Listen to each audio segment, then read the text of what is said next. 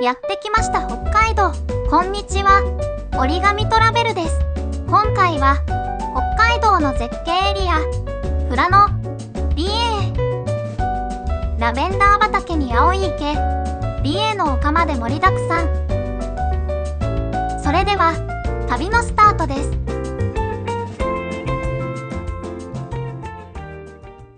最初に訪れたのは富良野を代表するラベンダーの名所ファーム富田です。見てください。この一面の紫の風景、まるで絵本の世界に迷い込んだような美しさです。ファーム富田ではラベンダーだけでなく、季節ごとに様々な花が咲き誇ります。訪れるたびに違った景色が楽しめるのが魅力です。ここファーム富田はラベンダー観光の原点ともいえる場所。1970年代、ラベンダーの需要が低下していた時期に観光資源としての可能性を見出した先駆的な存在です。地域にラベンダー文化を根付かせるきっかけとなりました。香り、色、風景のすべてが五感を癒してくれます。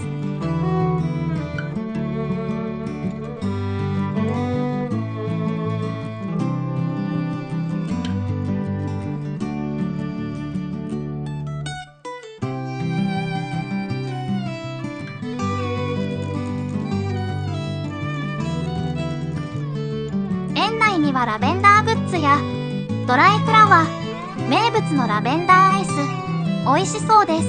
優しい香りと甘さがふんわり広がって夏の観光にぴったりですね。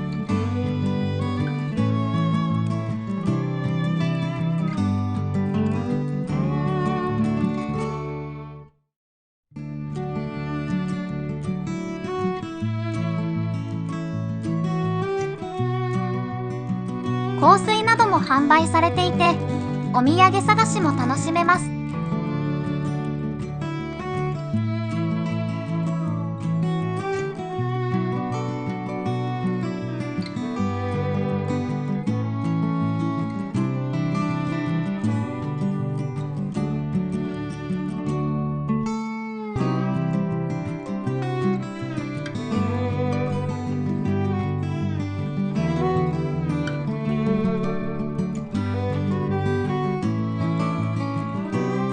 続いてやってきたのはファーム富田が運営するもう一つのラベンダー畑、ラベンダーエストです。こちらは日本最大級のラベンダー畑として知られています。実はここファーム富田本園よりも人が少なくて、ラベンダーだけを写真に収めたい方には穴場的な場所なんですよ。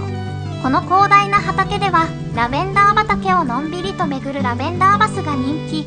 心地よい風を感じながら紫の絨毯の中を進む体験は格別です。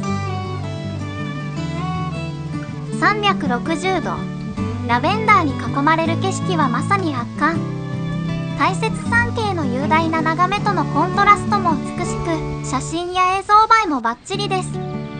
売店ではここ限定のグッズやラベンダーソフトも楽しめます。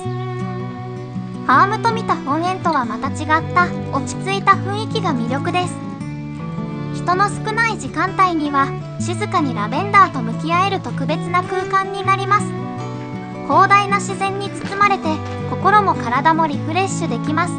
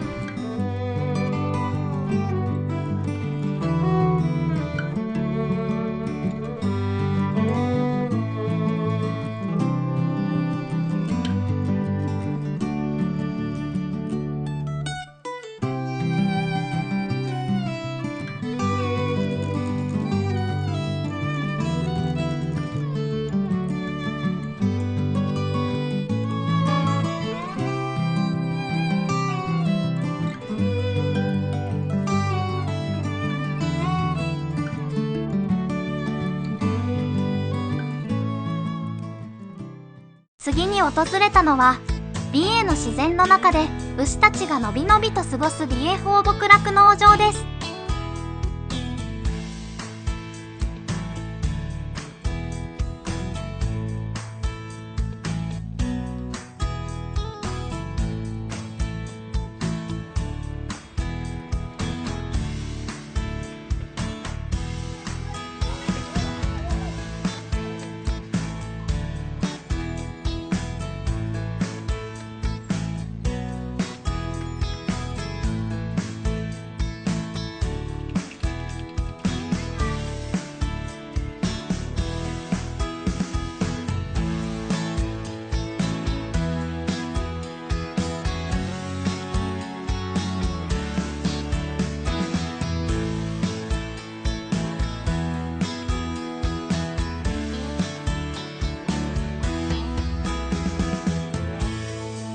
そしてここでいただいたのが牧場搾りのヨーグルトとソフトクリーム。どちらも濃厚で口に入れた瞬間ミルクの風味が広がる絶品でした。新鮮な乳製品の美味しさを改めて実感しました。美瑛の広大な丘陵地に広がるこの牧場では放牧された牛たちの姿がとても印象的です。本来ここでは牛たちが自由に歩き回っていてまるで絵になるような風景が広がっていますが、訪れた日はちょうどお休みの時間で奥の方で休んでいました。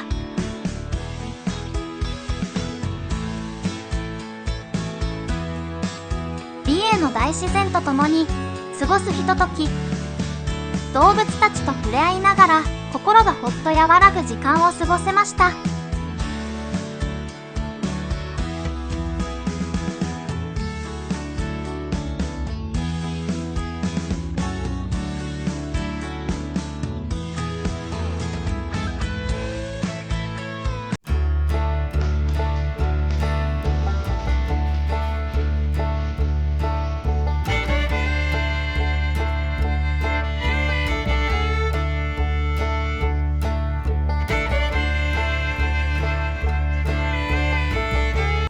美瑛の代表的な観光スポット、色彩の丘にやってきました。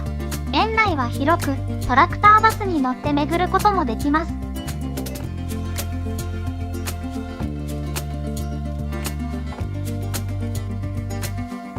売店では、美瑛産の野菜やスイーツ、ラベンダーグッズなども揃っています。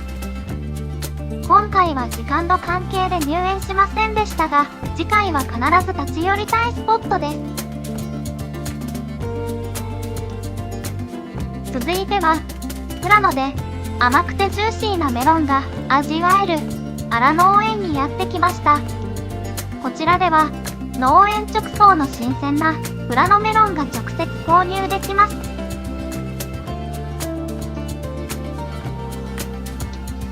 農園の方がとても丁寧に対応してくださり、楽しいひとときを過ごすことができました。果物好きにはたまらない富良野の旬を味わえるスポット。メロン好きな方は絶対に立ち寄っていただきたい名所です。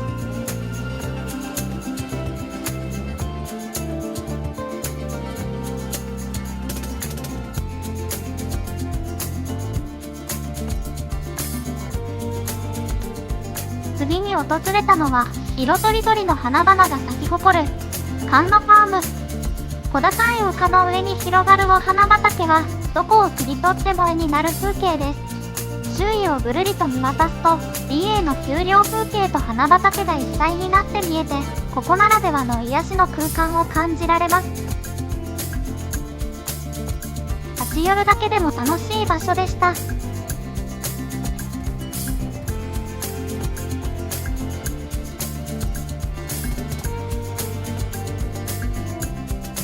次に訪れたのは美瑛の絶景ドライブコース、ジェットコースターの道。アップダウンの激しい直線道路がジェットコースターのようだと話題のスポットです。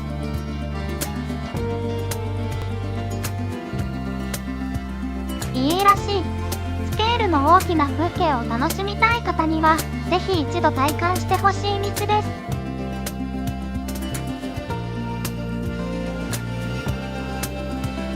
次に訪れたのはまるでヨーロッパの田園風景のような雰囲気を持つカフェ、丘のミルジェ。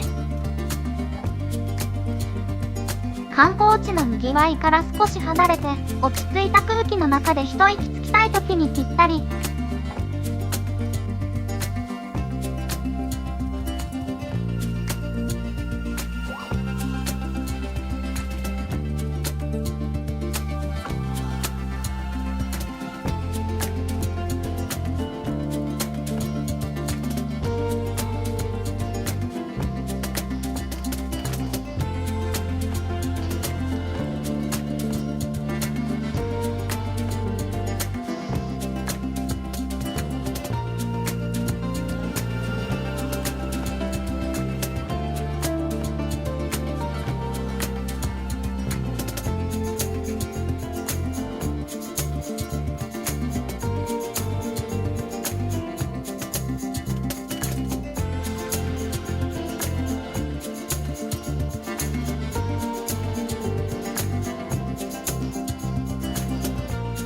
こではコーヒーと自家製のスイーツを楽しみながら、家の美しい風景をゆっくり眺めることができます。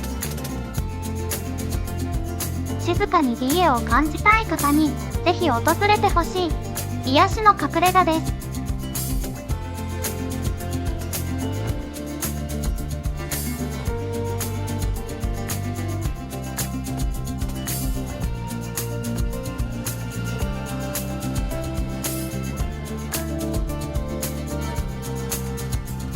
続いて訪れたのは、家を代表する絶景スポットの一つ、マイルドセブンの丘。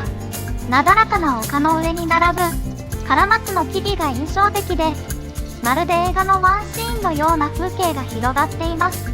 1970年代のタバコの CM で、一躍有名になったこの場所は、今でもその風景を求めて多くの人が訪れています。季節や天候によって表情を変えるこの丘は、どのタイミングで訪れても絵になるスポット。次に立ち寄ったのは、家の丘に佇む親子の木。大小3本の木が寄り添うように立っていて、親子が仲良く並んでいるかのような姿が印象的です。どの角度から見てもバランスが良く、写真にも美しく収まるため、撮影スポットとしても人気があります。周囲に広がる丘との調和も素晴らしく、家らしい静かで優しい風景を楽しめる場所です。ドライブの途中にふらりと立ち寄って、ゆっくりとした時間を味わうのにぴったりなスポットでした。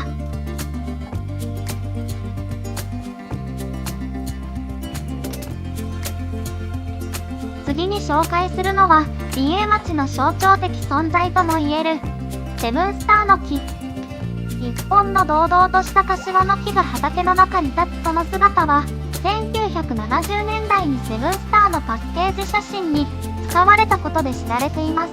家の広大な自然を象徴するこの風景も外せない撮影スポットでもあります。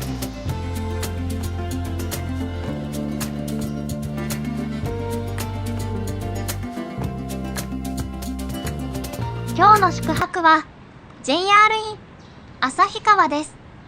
ホテルの詳細な案内は別の動画で配信予定ですので、概要欄のリンクをご確認ください。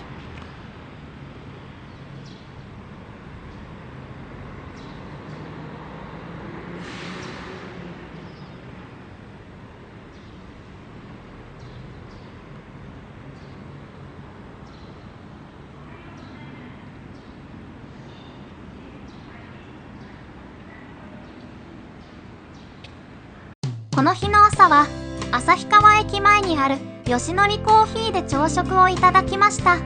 選んだのはスープとおにぎりの定食。シンプルながらもホッとする味わいで、優しい出汁の香りが体に染み渡ります。落ち着いた店内で、朝の静かなひとときをゆっくりと過ごすことができました。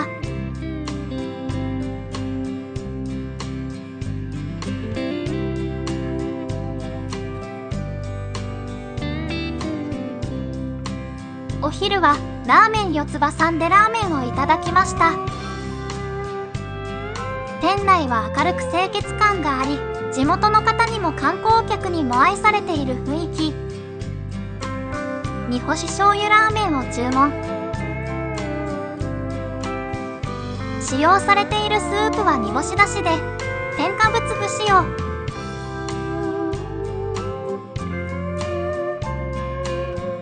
優しいけれどしっかりした味わいが体に染みます。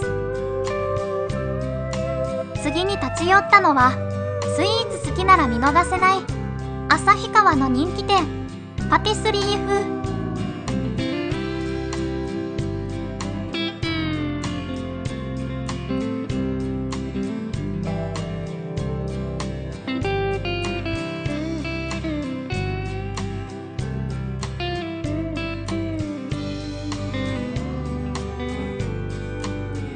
ショーケースに並ぶ美しいケーキたちに目移りしながら、今回はマンゴーソフトクリームとミルクソフトクリームもいただきました。続いてはファームズ千代田。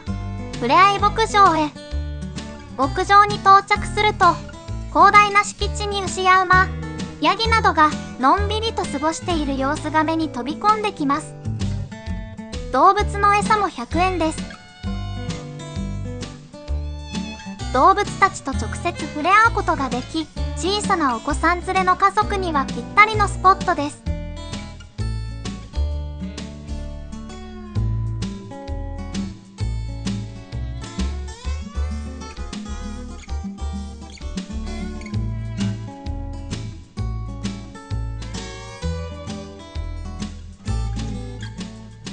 レストランでは地元産牛肉を使った絶品ハンバーグなど牧場ならではのグルメが勢ぞろい。美瑛観光のランチスポットとしてもおすすめです。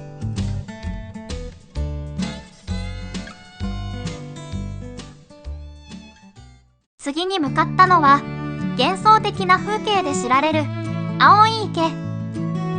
コバルトブルーに輝く水面とそこに立ち枯れる白いカラマツの木々が織りなす光景はまるで絵画のような美しさ。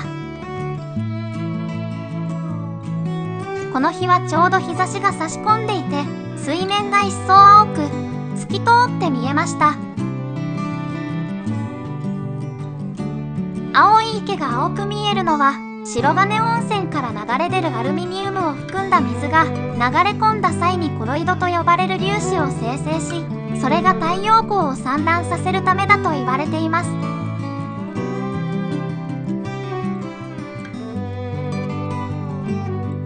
駐車料金は500円で、電子マネーでの支払いも可能です。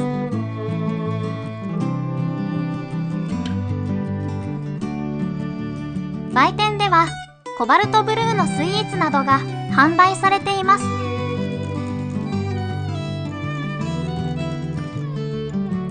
青い池から車で少し移動して向かったのは白ひげの滝。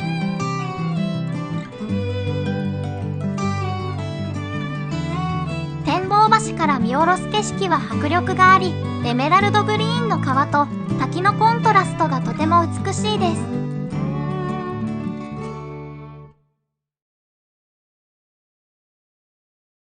さらに車で山を登って十勝岳望岳台へ。標高およそ930メートルのこの展望台からは雄大な十勝岳連峰を一望することができます。この日は空気が澄んでいて活火山として知られる十勝岳の力強い姿がくっきりと見えました。天候が良ければここから見える大パノラマはまさに圧巻です。ここは不思議なことに外国人の姿がほとんど見られない珍しいスポットでもありました。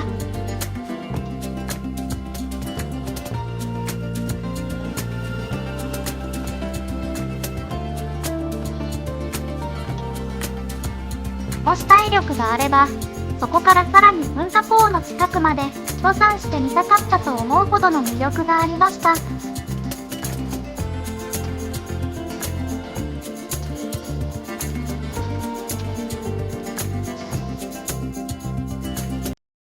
今回の旅の最後に選んだのは、富良野の夏を代表する風景の一つ、ラベンダーロード。道沿いにラベンダー畑が続き、走っているだけで目にも香りにも癒される贅沢な道です。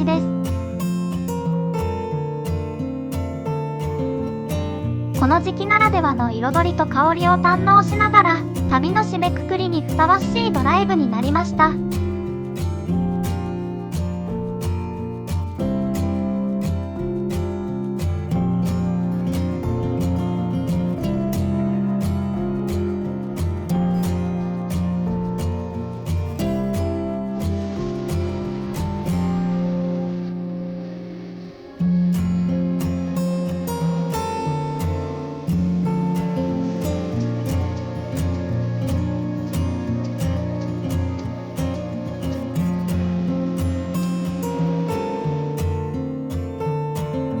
最後までご視聴をいただきありがとうございました。今回の観光も見どころたっぷりで心に残る旅となりました。気になる場所があればぜひ訪れてみてくださいね。この動画が気に入っていただけたらチャンネル登録、高評価もぜひよろしくお願いします。